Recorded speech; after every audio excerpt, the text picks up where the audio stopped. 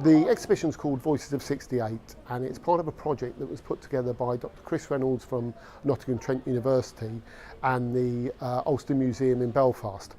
It's examining the civil rights movement and particularly what happened in Northern Ireland in 1968.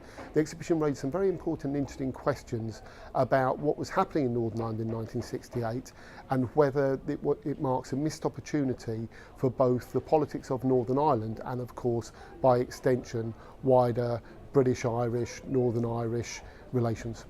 It's hosted here in Wolverhampton because we were very keen to bring it here, given that we have research interest in this area. Myself and several colleagues are investigating Northern Ireland both from a historical perspective and debates about current affairs, about the governance of Northern Ireland and also wider British-Irish relations. It's currently undergoing something of an international tour.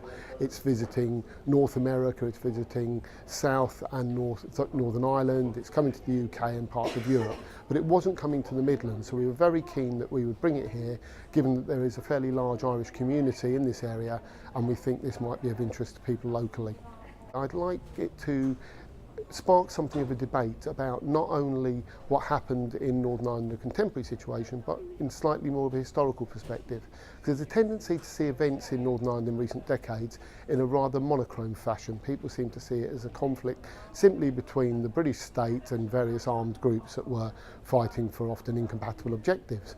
But of course what this exhibition does is it highlights the fact that the situation was far more nuanced and complex than that, and the civil rights movement of 1968 was working to a wider agenda, and this exhibition raises questions about the inevitability of the violence, whether it could have been avoided, and whether 1968 marks a missed opportunity.